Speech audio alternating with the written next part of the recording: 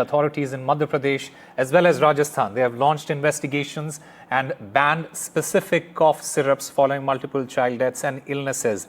This action, it is aimed to prevent further incidents and address public health concerns.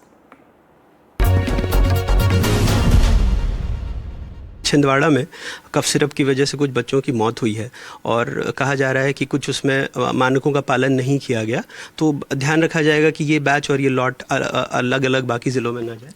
बिल्कुल सही बात है। हम संवेदनशील तरीके से सरकार चलाते हैं। अगर जरा भी कोई शिकायत आती है, हर विभाग कार्रवाई करता है, हेल्थ डिपार्टमेंट भी कार्रवाई कर रहा है। हम उस तरफ आगे बढ़ेंगे।